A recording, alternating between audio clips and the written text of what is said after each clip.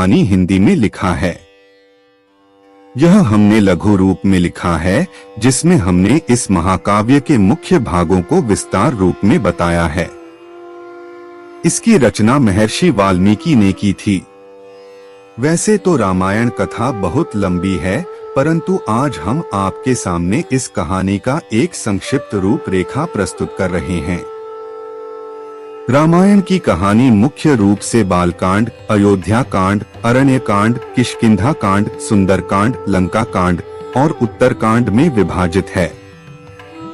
रामायण के महाकाव्य में 24,000 छंद और 500 सर्ग हैं, जो कि 7 भागों में विभाजित हैं। रामायण श्री राम, लक्ष्मण, सीता की एक अद्भुत अमर कहानी है, जो हमें विचारधारा, भक्ति, कर्तव्य, रिश्ते, धर्म और कर्म को सही मायने में सिखाता है। आइए शुरू करते हैं रामायण की पूर्ण कथा हिंदी में संक्षिप्त रूप में। राम सीता जन्म कथा। प्राचीन काल की बात है। सरयू नदी के किनारे कोशला नामक राज्य था। कोशला राज्य की राजधानी अयोध्या थी, जिसके राजा का नाम दशरथ था। राजा दशरथ के 3 पत्नियां थी, जिनके नाम थे कौशल्या, कैकई और सुमित्रा। परंतु बहुत समय से उनकी कोई भी संतान नहीं थी, जिसके कारण उन्हें उत्तराधिकारी की कमी हमेशा सताती थी। इसके विषय में उन्होंने ऋषि वशिष्ठ से बात की और पुत्र कामिष्टि यज्ञ करवाया। यज्ञ के कारण उनकी पत्नियों को 4 पुत्र हुए। उनकी पहली पत्नी कौशल्या से राम, कैकई से भरत और सुमित्रा से लक्ष्मण और शत्रुघ्न का जन्म हुआ। सभी राजकुमार शास्त्रों और युद्ध कला में निपुण थे। जब राम 16 वर्ष के हुए, तब ऋषि विश्वामित्र राजा दशरथ के पास गए और यज्ञ में विघ्न डालने वाले राक्षसों का अंत करने में राम और लक्ष्मण की मदद मांगी। राम और लक्ष्मण ने इस कार्य को आदर से मान और कई राक्षसों का अंत किया, जिसके फलस्वरूप उन्हें ऋषि विश्वामित्र ने कई दिव्य अस्त्र प्रदान किए। एक दूसरे प्रदेश मिथिला के राजा जनक भी निसंतान थे। ऋषियों के कहने पर राजा जनक ने अपने राज्य के खेत में हल चलाना शुरू किया। हल चलते समय उन्हें एक धातु से टकराने की आवाज आई। जब राजा जनक ने देखा तो उन्हें सित के कलश में एक कन्या जमीन में गड़ी हुई मिली। उस कन्या को जैसी ही राजा जनक ने मिट्टी से निकाला, राज्य में बारिश होने लगी और उस कन्या को जनक अपने महल ले गए। सित के कलश में पाने के कारण उस कन्या का नाम सीता रखा गया। श्री राम और सीता विवाह। धीरे धीरे सीता बड़ी हुई और उनके विवाह का समय आया। श्री राम अयोध्या के राजा दशरथ के ज्येष्ठ पुत्र थे और माता सीता उनकी धर्मपत्नी थी। राम बहुत ही साहसी, बुद्धिमान और आज्ञाकारी और सीता बहुत ही सुंदर, उदार और पुण्यात्मा थी। माता सीता की मुलाकात श्री राम से उनके स्वयंवर में हुई, जो सीता माता के पिता मिथिला के राजा जनक द्वारा संयोजित किया गया था। यह स्वयंवर माता सीता के लिए अच्छे वर की खोज में आयोजित किया गया था। राजा जनक ने सीता का स्वयंवर रखा, जिसमें उन्होंने शिव जी के धनुष को उठाकर उसमें रस्सी चढ़ाने वाले व्यक्ति से सीता का विवाह कराने की शर्त राखी। उस आयोजन में कई राज्यों के राजकुमारों और राजाओं को आमंत्रित किया गया था। शर्त यह थी कि जो कोई भी शिव धनुष को उठाकर धनुष के तार को खींच सकेगा, उसी का विवाह सीता से होगा। राजाओं ने कोशिश किया, परंतु वे धनुष को हिला भी ना सके। जब श्री राम की बारी आई तो श्री राम ने एक ही हाथ से धनुष उठा लिया और जैसे ही उसके तार को खींचने की कोशिश की, वह धनुष 2 टुकड़ों में टूट गया। इस प्रकार श्री राम और सीता का विवाह हुआ। इस प्रकार श्री राम का विवाह सीता से, लक्ष्मण का विवाह उर्मिला से, भरत का विवाह मांडवी से और शत्रुघ्न का विवाह श्रुतकीर्ति से हो गया। अयोध्या राजघराने में षड्यंत्र। अयोध्या के राजा दशरथ के 3 पत्नियां और 4 पुत्र थे। राम सभी भाइयों में बड़े थे और उनकी माता का नाम कौशल्या था। भरत राजा दशरथ के दूसरी और प्रिय पत्नी कैकेयी के पुत्र थे। दूसरे दो भाई थे, लक्ष्मण और शत्रुघ्न, जिनकी माता का नाम था सुमित्रा। जब राम को एक तरफ राज तिलक करने की तैयारी हो रही थी, तभी उसकी सौतेली माँ कैकेयी अपने पुत्र भरत को अयोध्या का राजा बनाने का षड्यंत्र रच रही थी। यह षड्यंत्र बूढ़ी मंथरा के द्वारा किया गया था। रानी कैकेयी ने एक बार राजा दशरथ की जीवन की रक्षा की थी। तब राजा दशरथ ने उन्हें कुछ भी मांगने के लिए पूछा था, पर कैकेयी ने कहा, समय आने पर मैं मांग लूंगी। उसी वचन के बल पर कैकेयी ने राजा दशरथ से पुत्र भरत के लिए अयोध्या का सिंहासन और राम के लिए 14 वर्ष का वनवास मांगा। श्री राम तो आज्ञाकारी थे, इसलिए उन्होंने अपने सौतेली माँ कैकेयी की बातों को आशीर्वाद माना और माता सीता और प्रिय भाई लक्ष्मण के साथ 14 वर्ष का वनवास व्यतीत करने के लिए राज्य छोड़कर चले गए। इस असीम दुख को राजा दशरथ सह नहीं पाए और उनकी मृत्यु हो गई। कैकेयी के पुत्र भरत को जब यह बात पता चली तो उसने भी राजगद्दी लेने से इनकार कर दिया। 14 वर्ष का वनवास। राम, सीता और लक्ष्मण वनवास के लिए निकल पड़े। रास्ते में उन्होंने कई असुरों का संहार किया और कई पवित्र और अच्छे लोगों से भी वे मिले। वे वन चित्रकूट में एक कुटिया बनाकर रहने लगे। एक बार की बात है, लंका के असुर राजा रावण की छोटी बहन शूर्पणखा ने राम को देखा और वह मोहित हो गई। उसने राम को पाने की कोशिश की, पर राम ने उत्तर दिया, मैं तो विवाहित हूँ, मेरे भाई लक्ष्मण से पूछ के देखो। तब शूर्पणखा लक्ष्मण के पास जाकर विवाह का प्रस्ताव रखने लगी, पर लक्ष्मण ने साफ इनकार कर दिया। तब शूर्पणखा ने क्रोधित होकर माता सीता पर आक्रमण कर दिया। यह देखकर लक्ष्मण ने चाकू से शूर्पणखा का नाक काट दिया। कटी हुई नाक के साथ रोते हुए जब शूर्पणखा लंका पहुंची तो सारी बातें जानकर रावण को बहुत क्रोध आया। उसने बाद रावण ने सीता हरण की योजना बनाई। सीता हरण योजना के तहत रावण ने मारीच राक्षस को चित्रकूट के कुटिया के पास एक सुंदर हिरण के रूप में भेजा। जब मारीच को माता सीता ने देखा तो उन्होंने श्री राम से उस हिरण को पकड़ के लाने के लिए कहा। सीता की बात को मानकर राम उस हिरण को पकड़ने उसके पीछे पीछे गए और लक्ष्मण को आदेश दिया कि वो सीता को छोड़कर कहीं ना जाए। बहुत पीछा करने के बाद राम ने उस हिरण को बाण से मारा। जैसे ही राम का बाण हिरण बने मारीच को लगा, वह अपने असली राक्षस रूप में आ गया और राम के आवाज में सीता और लक्ष्मण को मदद के लिए पुकारने लगा। सीता ने जब राम के आवाज में उस राक्षस के विलाप को देखा तो वो घबरा गई और उसने लक्ष्मण को राम की मदद के लिए वन जाने को कहा। लक्ष्मण ने सीता माता के कुटिया को चारों ओर से लक्ष्मण रेखा से सुरक्षित किया और वो श्री राम की खोज करने वन में चले गए। योजना के अनुसार रावण एक साधु के रूप में कुटिया पहुंचा और भिक्षाम देही का स्वर लगाने लगा। जैसे ही रावण ने कुटिया के पास लक्ष्मण रेखा पर अपना पैर रखा, उसका पैर जलने लगा। यह देखकर रावण ने माता सीता को बाहर आकर भोजन देने के लिए कहा। जैसे ही माता सीता लक्ष्मण रेखा से बाहर निकली, रावण ने पुष्पक विमान में सीता माता का हरण कर लिया। जब राम और लक्ष्मण को यह पता चला कि उनके साथ छल हुआ है तो वो कुटिया की ओर भागे, पर वहां उन्हें कोई नहीं मिला। जब रावण सीता को पुष्पक विमान में लेकर जा रहा था, तब बूढ़े जटायु पक्षी ने रावण से सीता माता को छुड़ाने के लिए युद्ध किया, परंतु रावण ने जटायु का पंख काट डाला। जब राम और लक्ष्मण सीता को ढूंढते हुए जा रहे थे तो रास्ते में जटायु का शरीर पड़ा था और वो राम राम विलाप कर रहा था। जब राम और लक्ष्मण ने उनसे सीता के विषय में पूछा तो जटायु ने उन्हें बताया कि रावण माता सीता को उठा ले गया है और यह बताते बताते उसकी मृत्यु हो गई। राम और हनुमान। हनुमान किष्किंधा के राजा सुग्रीव की वानर सेना के मंत्री थे।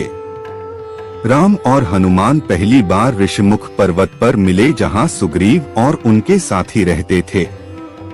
सुग्रीव के भाई बाली ने उससे उसका राज्य भी छीन लिया और उसकी पत्नी को भी बंदी बनाकर रखा था। जब सुग्रीव राम से मिले, वे दोनों मित्र बन गए।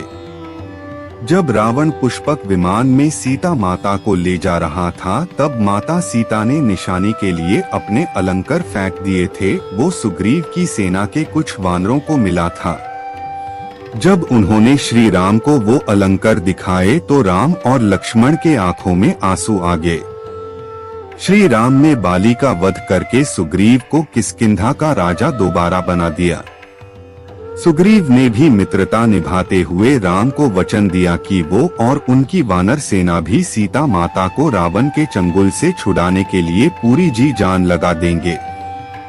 वानर सेना। उसके बाद हनुमान, सुग्रीव, जामवंत ने मिलकर सुग्रीव की वानर सेना का नेतृत्व किया और चारों दिशाओं में अपनी सेना को भेजा। सभी दिशाओं में ढूंढने के बाद भी कुछ न मिलने पर ज्यादातर सेना वापस लौट आए। दक्षिण की तरफ हनुमान एक सेना लेकर गए, जिसका नेतृत्व अंगद कर रहे थे। जब वे दक्षिण के समुद्र तट पर पहुंचे तो वे भी उदास होकर विंध्य पर्वत पर इसके विषय में बात कर रहे थे। वही कोने में एक बड़ा पक्षी बैठा था, जिसका नाम था संपाति। संपत्ति वानरों को देखकर बहुत खुश हो गया और भगवान का शुक्रिया करने लगा इतना सारा भोजन देने के लिए। जब सभी वानरों को पता चला कि वह उन्हें खाने की कोशिश करने वाला था, तो सभी उसकी घोर आलोचना करने लगे और महान पक्षी जटायु का नाम लेकर उसकी वीरता की कहानी सुनाने लगे। जैसे ही जटायु की मृत्यु की बात उसे पता चला, वह जोर जोर से विलाप करने लगा। उसने वानर सेना को बताया कि वो जटायु का भाई है और यह भी बताया कि उसने और जटायु ने मिलकर स्वर्ग में जाकर इंद्र को भी युद्ध में हराया था। उसने यह भी बताया कि सूर्य की तेज किरणों से जटायु की रक्षा करते समय उसके सभी पंख भी जल गए और वह उस पर्वत पर गिर गया। संपाति ने वानरों से बताया कि वह बहुत ज्यादा जगहों पर जा चुका है और उसने यह भी बताया कि लंका का असुर राजा रावण ने सीता को अपहरण किया है और उसी दक्षिणी समुद्र के दूसरी ओर उसका राज्य है। लंका की ओर हनुमान की समुद्र यात्रा। जामवंत ने हनुमान के सभी शक्तियों को ध्यान दिलाते हुए कहा कि हे हनुमान, आप तो महाज्ञानी, वानरों के स्वामी और पवन पुत्र हैं।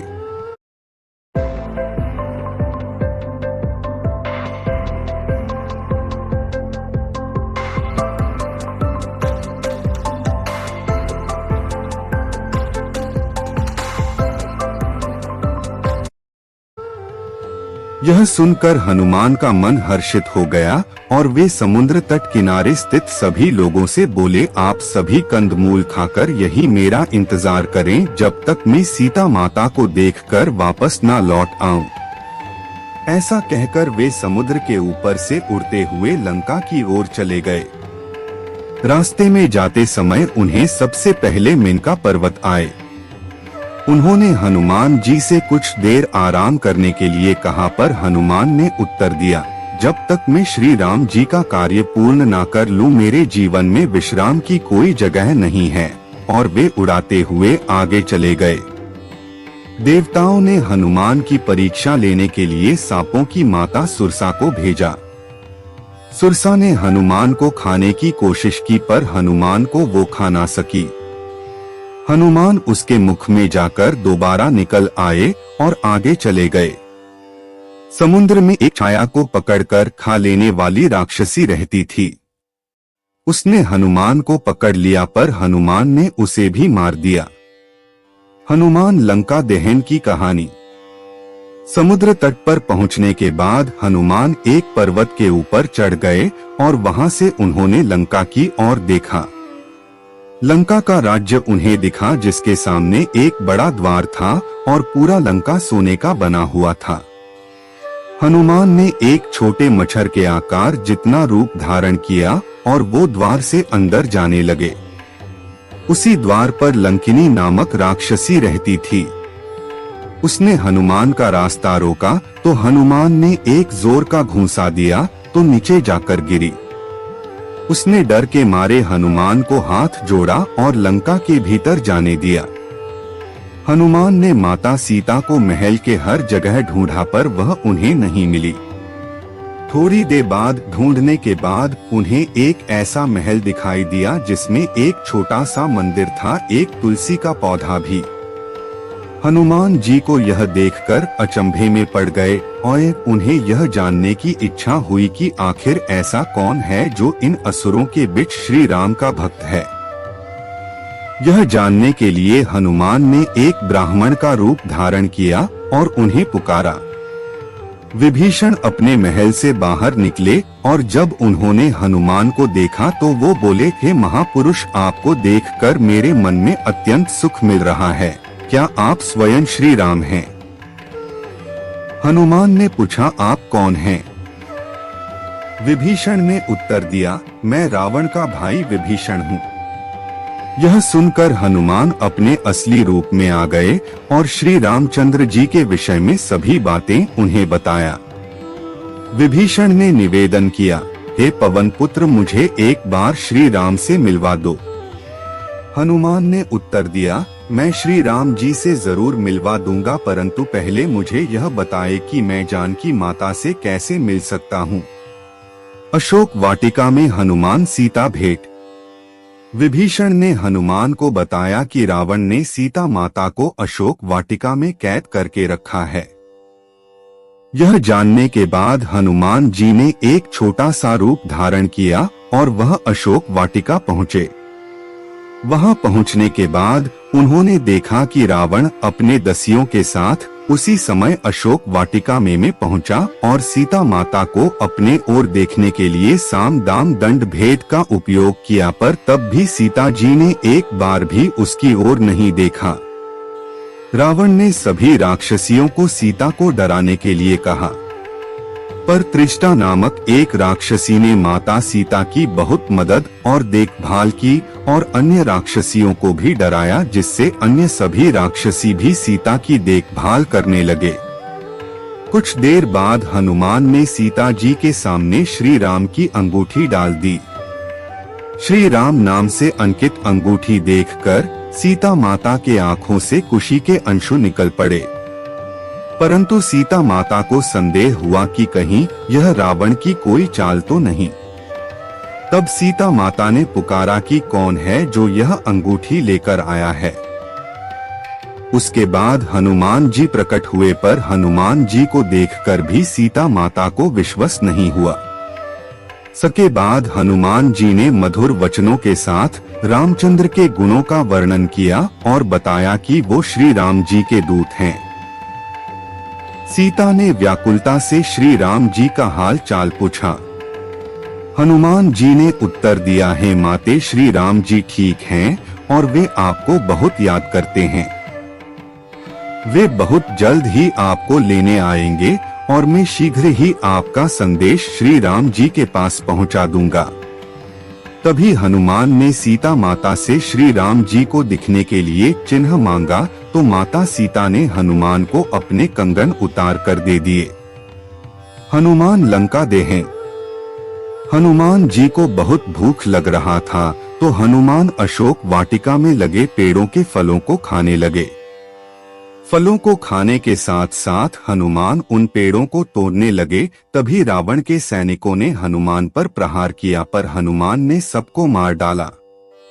जब रावण को इस बात का पता चला कि कोई बंदर अशोक वाटिका में उत्पात मचा रहा है, तो उसने अपने पुत्र अक्षय कुमार को भेजा हनुमान का वध करने के लिए, पर हनुमान जी ने उसे क्षण भर में ऊपर पहुंचा दिया। कुछ देर बाद जब अपने पुत्र की मृत्यु का पता चला, वह बहुत ज्यादा क्रोधित हुआ। उसके बाद रावण ने अपने ज्येष्ठ पुत्र मेघनाद को भेजा। हनुमान के साथ मेघनाद का बहुत ज्यादा युद्ध हुआ, पर कुछ न कर पाने के बाद मेघनाद ने ब्रह्मास्त्र चला दिया। ब्रह्मास्त्र का सम्मान करते हुए हनुमान स्वयं बंधक बन गए। हनुमान को रावण की सभा में लाया गया। रावण हनुमान को देखकर हंसा और फिर क्रोधित होकर उसने प्रश्न किया, रे वानर, तूने किस कारण अशोक वाटिका को तहस-नहस कर दिया? तूने किस कारण से मेरे सैनिकों और पुत्र का वध कर दिया? क्या तुझे अपने प्राण जाने का डर नहीं है? यह सुनकर हनुमान ने कहा, हे रावण, जिसने महान शिव धनुष को पल भर में तोड़ डाला, जिसने खर, दूषण, त्रिशिरा और बाली को मार गिराया, जिसकी प्रिय पत्नी का तुमने अपहरण किया, मैं उन्हीं का दूत हूँ। मुझे भूख लग रहा था, इसलिए मैंने फल खाए और तुम्हारे राक्षसों ने मुझे खाने नहीं दिया, इसलिए मैंने उन्हें मार डाला। अभी भी समय है, सीता माता को श्री राम को सौंप दो और क्षमा मांग लो। रावण हनुमान की बात सुनकर हंसने लगा और बोला, रे दुष्ट, तेरी मृत्यु तेरे सिर पर है। ऐसा कहकर रावण ने अपने मंत्रियों को हनुमान को मार डालने का आदेश दिया।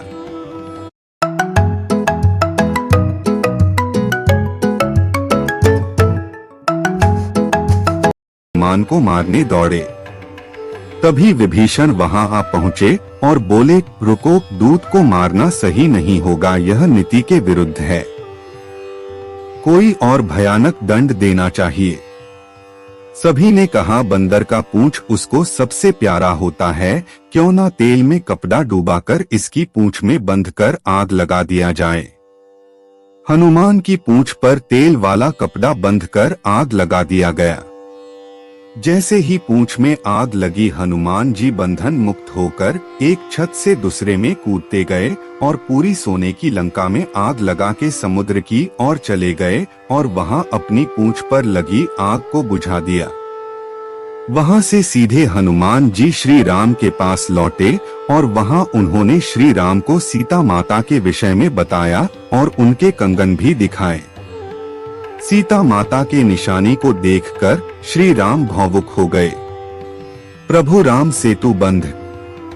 अब श्री राम और वानर सेना की चिंता का विषय था, कैसे पूरी सेना समुद्र के दूसरे ओर जा सकेंगे। श्री राम जी ने समुद्र से निवेदन किया कि वे रास्ता दें ताकि उनकी सेना समुद्र पार कर सके, परंतु कई बार कहने पर भी समुद्र ने उनकी बात नहीं मानी। तब राम ने लक्ष्मण से धनुष मांगा और अग्नि बाण को समुद्र पर साधा, जिससे कि पानी सूख जाए और वे आगे बढ़ सकें। जैसे ही श्री राम ने ऐसा किया, समुद्र देव डरते हुए प्रकट हुए और श्री राम से माफी मांगी और कहा, हे नाथ, ऐसा ना करें, आपके इस बाण से मेरे में रहते वाले सभी मछलियां और जीवित प्राणी का अंत हो जाएगा। श्री राम ने कहा, हे समुद्र देव, हमें यह बताएं कि मेरी यह विशाल सेना इस समुद्र को कैसे पार कर सकते हैं। समुद्र देव ने उत्तर दिया, हे रघुनंदन राम, आपकी सेना में 2 वानर हैं, नल और नील, उनके स्पर्श करके किसी भी बड़े से बड़े चीज को पानी में तैरा सकते हैं। यह कहकर समुद्र देव चले गए। उनकी सलाह के अनुसार नल और नील ने पत्थर पर श्री राम के नाम लिखकर समुद्र में फेंक के देखा तो पत्थर तैरने लगा।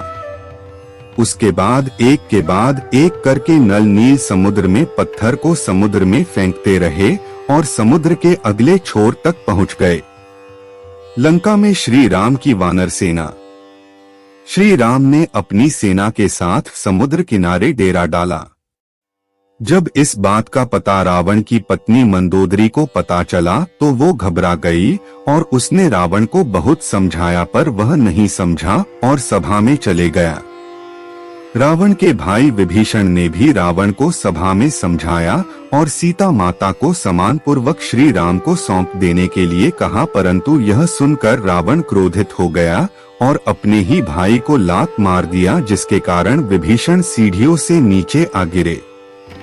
विभीषण ने अपना राज्य छोड़ दिया और वो श्री राम के पास गए। राम ने भी खुशी के साथ उन्हें स्वीकार किया और अपने डेरे में रहने की जगह दी। आखिरी बार श्री राम ने बाली पुत्र अंगद कुमार को भेजा, पर रावण तब भी नहीं माना। युद्ध आरंभ हुआ। श्री राम और रावण की सेना के बीच भीषण युद्ध हुआ।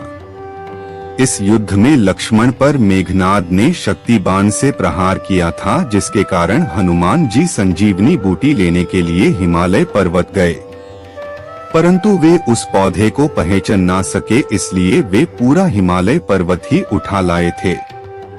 यहाँ तक कि रावण के भाई कुंभकर्ण जैसे महारथी असुर को भी भगवान राम ने अपने बाण से मार डाला। इस युद्ध में रावण की सेना के श्री राम की सेना प्रसन्न कर देती है और अंत में श्री राम रावण के नाभि में बाण मारकर उसे मार देते हैं और सीता माता को छुड़ा लाते हैं। श्री राम विभीषण को लंका का राजा बनाते देते हैं। अगर आपको निफ्टी में बड़ी क्वांटिटी ट्रेड करनी है तो here's how you can do it on the Groww terminal. मैंने 4500 क्वांटिटी एंटर की और मुझे इसे परंतु राम माता सीता से मिलने से पूर्व उनकी अग्नि परीक्षा लेते हैं। उसके बाद श्री राम सीता और भाई लक्ष्मण के साथ अपने राज्य 14 वर्ष के वनवास से लौटते हैं। उसके बाद श्री राम को अयोध्या का राजा घोषित किया गया और उनका जीवन खुशियों से बीत रहा था। कुछ समय बाद माता सीता गर्भवती हो जाती हैं। परंतु जब राम लोगों के मुख से अग्नि परीक्षा के विषय में सुनते हैं, वह माता सीता को अयोध्या छोड़कर चले जाने को कहते हैं। माता सीता को इस बात से बहुत दुख होता है। महर्षि वाल्मीकि उन्हें अपने आश्रम में आश्रय देते हैं। लवकुश का जन्म। वही माता सीता 2 पुत्रों को जन्म देती हैं, जिनका नाम लव और कुश दिया गया। लव और कुश ने महर्षि वाल्मीकि से पूर्ण रामायण का ज्ञान लिया। वे दोनों बालक पराक्रमी और ज्ञानी थे।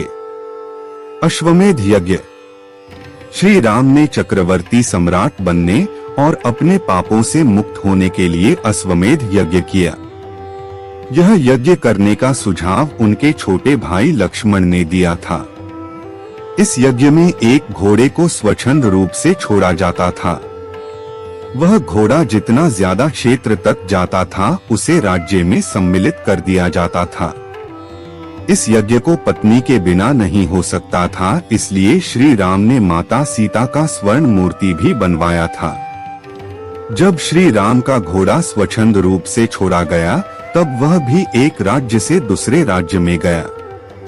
जब वह घोड़ा महर्षि वाल्मीकि के आश्रम के पास पहुंचा, तो लवकुश ने उसकी सुंदरता देखकर उसे पकड़ लिया। जब राम को पता चला, तो उन्होंने अपनी सेना को भेजा, परंतु लवकुश से युद्ध में सब हार गए। जब राम वहां पहुंचे, तो उन्होंने उन बालकों से पूछा कि वह किसके पुत्र हैं। तब लवकुश ने माता सीता का नाम लिया। जब राम ने यह सुना, तो उन्होंने बताया कि वह उनके पिता हैं। यह सुनकर लवकुश भी बहुत खुश हुए और राम से गले मिल गए। उसके बाद वे माता सीता से आश्रम जाकर मिले।